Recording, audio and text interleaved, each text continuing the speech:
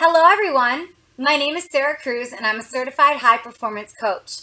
And today I'm going to be talking to you about productivity, one of my favorite pillars of high performance. So I want you to take a minute and think about, what does productivity mean to you? When you're productive and that's how you feel, what does that look like? When you're not productive, how does that feel? And what does that look like? I have a little bit of a different take on productivity, and I'm going to share a little bit about what I mean by that with you now. So, productivity for me is getting stuff done. That's what it means.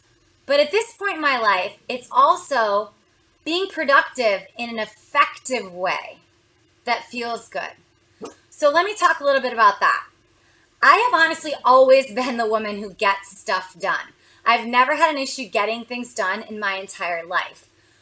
But at one point in my life, it wasn't effective. I was getting a lot of stuff done, but I was sacrificing a lot. My sleep, I wasn't eating.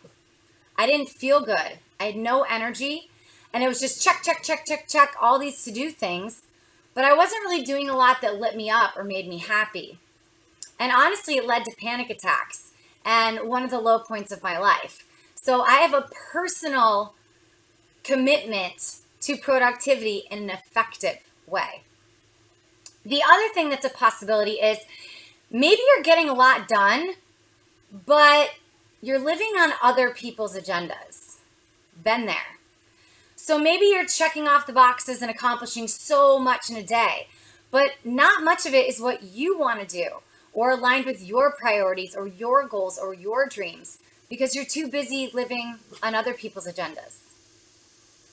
And then the side that I honestly can't relate to, but I've spoken to a lot of people that can, is maybe you're just not as productive as you want to be.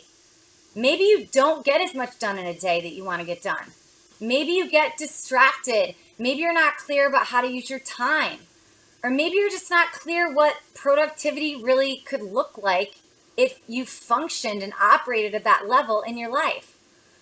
All of which is totally possible and no problem because it's figure outable and changeable. So today I'm going to share with you some tips on productivity. Now, these are tips I use along with other people and things that I teach clients. So I wanted to give you some actionable steps so you can elevate your productivity starting today.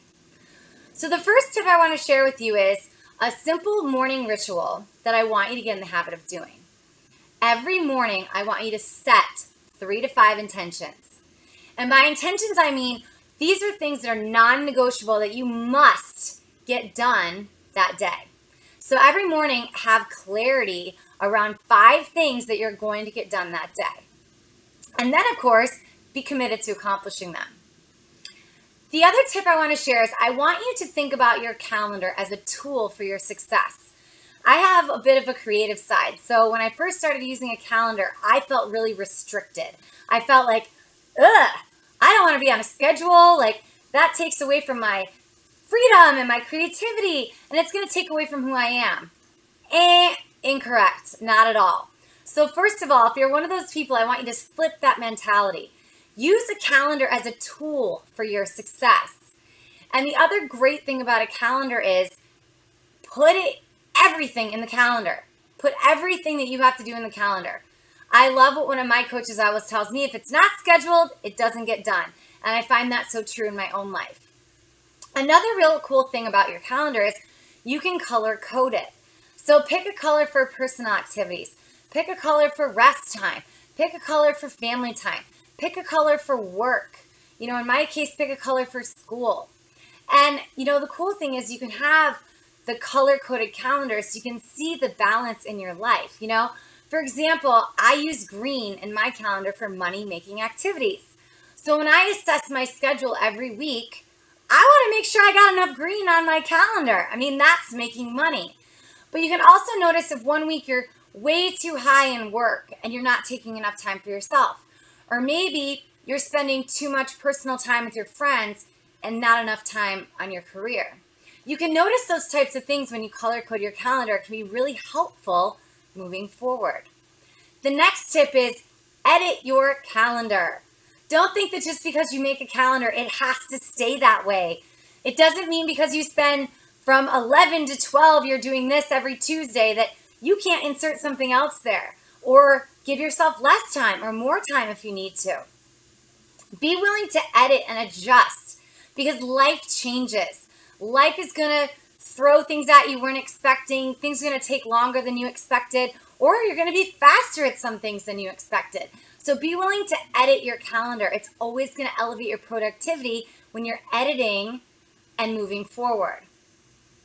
The next thing I want to share is, I can't emphasize enough the importance of taking breaks to recharge, okay? I am in graduate school, okay? And I run an online business, and I'm busy and I have a lot to do, just like I'm sure so many of you do as well. And there's so many times I sit down and I get, engrossed in a project, or, I start working on this or doing this, and I lose track of time. And then before I know it, I have no energy, and I feel groggy, and I feel logy, and I feel less motivated to keep going. It's so important to take a break and recharge. Now, whether you want to implement block scheduling, for those of you that don't know what that is, it would be take, 45 or 50 minutes and do a task, and then take a 10-minute or 15-minute break to recharge. Now, I don't know what that looks like for you. For me, sometimes that's doable and sometimes it's not. But I do make sure I take time in the afternoon to get up, to move, to walk around, to recharge, to take, my dog for a walk outside, or just get up and move. Even if it's simple as standing up and bouncing in place, and just moving, or playing your favorite song and dancing around. I've done all of it. But you have to do something to take a break and recharge for what you're doing if you want to be more productive. And the last thing I want to share with you of a tip for productivity is no. Say the word. Say the word no. No. Okay? Now hear me out. I want you to start saying no. I want you to stop saying yes to everything. I used to be the woman who would say yes to every single thing that came across, everything a friend wanted me to do, everything a family member wanted me to do, anything extra, a colleague, a client, a coworker needed me to do. I just said yes. And then I would worry about how I would fit that into my schedule later. I can tell you, you're setting yourself up to sabotage your time and your energy.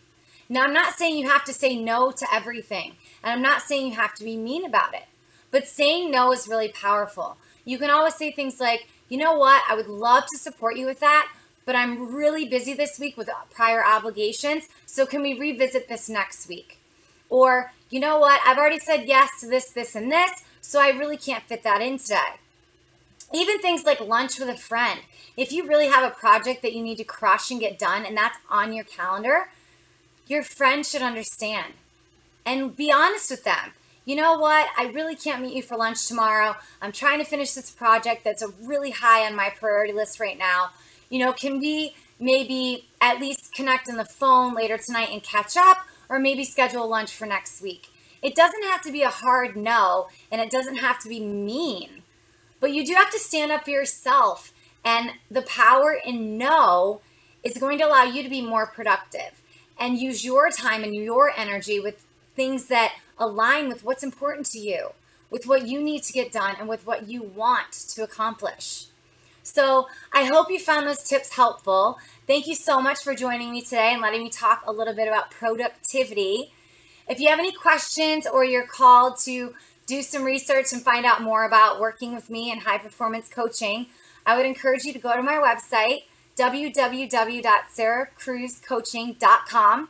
Go to the Work With Me section. You can learn more about it, and there's a button to apply with me. So I encourage you to fill out that application, and I look forward to connecting with you. So be more, achieve more, give more, live more. I'm wishing you joy and success always. Talk to you soon. Bye.